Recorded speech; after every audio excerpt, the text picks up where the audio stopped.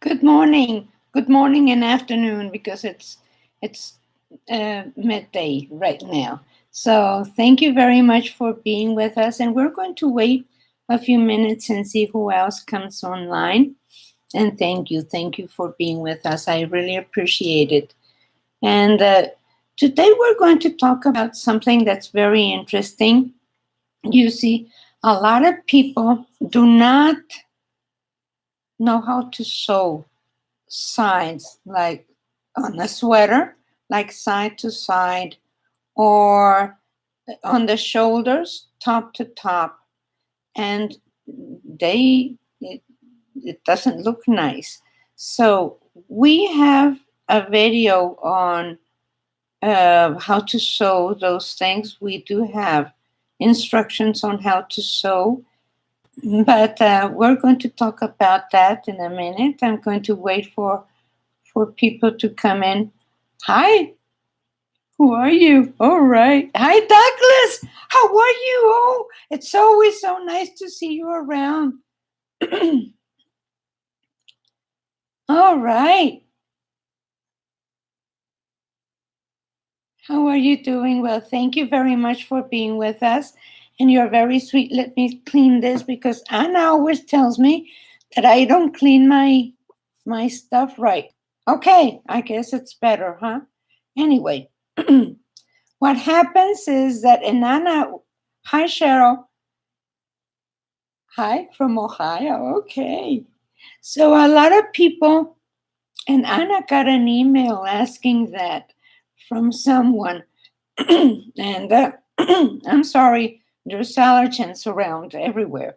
Anyway, a lot of people do not understand, and the court added to a collection with interchangeable near. Yes, and those are very interesting because you can just screw it in and take it off and put the other one, and then you have the different lengths of cable. So what happens is, hi Dora, is that what happens is that people tend to read instructions by the letter. So if the instructions say knit the back and do ribbing, knit to purl 2, and end with purl 2. Okay, because that's what the instructions say, and most of the instructions are very general about it. So now the fronts say knit to purl 2. Well, then you're losing a stitch when you sew it, and you're losing a stitch. So when you put them together, you're not going to see the let's think that it's knit to purl 2, and you're missing a stitch there when you put them together. Now what I do is that I have one stitch here on one edge, I have another one on one edge, and I take half of one stitch on one side, half of the stitch on the other side. So now when I sew them, it's going to be one single stitch in the middle. So let me show you, because I write my instructions clear enough so that you start and end your stitch, your pattern, according to how it's going to look once you sew it. So a lot of instructions do not say that. They just tell you to sew it any old way. So let me show you what I mean. I'm making a sweater for my grandson. And this is, on one side you knit, purl, knit, purl, knit, purl, knit, purl. And then on the other side you only knit. And I started each side in order to have a purl on the right side. So when you see the right sides of the sweater, you see a purl in the middle. Because when you sew half of one purl and half of the other purl, you end up having only one purl. The seam is right there. See? And it looks exactly the same as if you had a seam here and a seam there. So, I mean a purl. So that is where the seam is, and I'm doing it with another color. So like that, you can see that you can't see the yarn. So I have a purl here, a purl here. If I take half of this one and half of that one, then it comes out a whole one in the middle. So very important, because, for example, here, I am going to have the two, if I have a purl on one side and a purl on the other, and a knit on the other, so if I have knit 2, I have enough knits, so when I put them together, I'm going to have 2, 2, 2, 2, and I'm not going to miss or leave a gap. So that's very important, very, very, very. So let me show you why. For example, I have this. So and you can transform your instructions so that you can end up. See this, for example, you cannot tell where the seam is, and the seam is right in there, and I know because I can see it from the back, but you cannot see it too much from the front, and it's right there. But see, you need to finish one side and the other with that same stitch so that you don't lose one when you sew it. And then this is the shoulder, so like right there. And I did a 3-needle bind off. So that looks very pretty in the front, and it looks not bulky on the other side.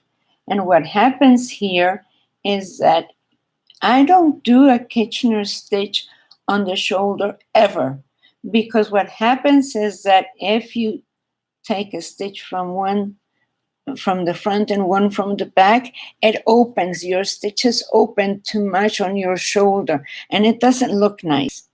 So you want a reinforced seam right there, because you don't want your sweater or your jacket or your vest, whatever, to open. And the same on the sleeves. When you sew the sleeves, you want to have a very pretty seam on the inside, but not bulky. Let me see where the seam is. Here it is. So this is the seam on the sleeves, and it's not bulky on the inside, but it's reinforced enough so that my knit is not going to open. So I have another example. For example, this is a vest that I put online. We have the instructions online, and this is where the seam is. See, you can hardly tell where it is. So let me show you where it is. It's right in there. But you can't tell because I was following the pattern when I sewed the edges. So even if you have to make an extra one on one side, when you put them together, you don't want the seam to show. And then this is the top.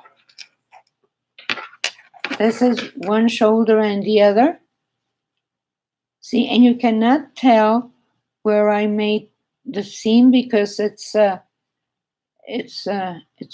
in there. It's right in there. So it's very important whenever you have instructions, and you know how to do your own instructions, because we have a video on how to design your own knits, how to come up with the number that you need for the stitches and the needles and all that. We're going to continue with that program, because designing is very important. But this is part of designing, and I'm going to have a video with only all bind offs, and also with this kind of thing. Now, another thing, I do not, when I do like the back of a sweater, when I do the back of a sweater, like this one, I do not measure inches. I count rows. So I count, like I have 6 rows of ribbing, 2 by 2 ribbing, and then I count the bumps. I count the bumps to where I need to take off for the sleeve. And then, of course, I keep counting the bumps all the way to the top. So, like that, when I do the front, I don't like those clips that people use in order to sew them together because it doesn't come out right. You want to have the shoulders fit exactly and according to the amount of stitches you have from one side to the other. So see, if you sew one side with the other and count your rows, it comes out much nicer than if you're trying to more or less put it together anyway. So once you, if you work so much on something like this, well, have it nicely finished because the finishing is everything. And you can tell when something is nicely made because of the way it's finished. So very, very, yes, they match nicely. Thank you very much. Hi, Cody. Chapelli. Chapelle? Chapelle? Okay, it's a French name or is it an Italian name? Yes, I do instructions so that the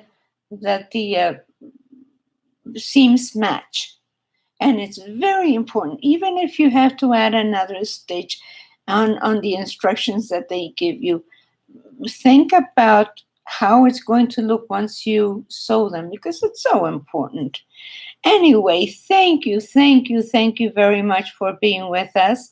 And Anne and I love you all, and we appreciate that you come and visit us. And we, I don't know if you have any questions. Ah, okay. Anna told me that I need to say that to visit Amazon slash shop slash Joanne's web. And then on Facebook, Pinterest, and Instagram, also Joanne's web. So, oh, another thing that I forgot to tell you. For example, here, if you don't want to count your stitches because the yarn is very thin, you count the pattern repeat. Okay, I have one repeat, another repeat, another repeat, and I know how many repeats I have on one side and the other, and piece of cake. So thank you very much for watching. Please share us with your friends and like our page and subscribe. And let's see if we have any questions. I don't think so. Let's see. Thank you so much, Douglas. You're you're my most fervent follower. Thank you so much for being with us. I really appreciate your being because I see you everywhere. I see you on. I don't know if it's on. Yeah, on Facebook also. So thank you so much for visiting, and please keep sharing your stuff. Did you finish your scarf? Because you were making a blue scarf, I think. So, okay, please share it whenever you finish it. And thank you very much for coming and visiting us. And I will be seeing you soon. I know it's not done yet. Scarves are long. It takes a while, but it's coming out pretty. You have a nice pattern there. I know it takes time, especially if you work. Sometimes when you like to read and you like to knit, the books and the knitting fight for your attention. It happens all the time. So, and then the books cheat. They go one in front of the other. So, hey, okay, thank you very much, and I will be seeing you next Wednesday.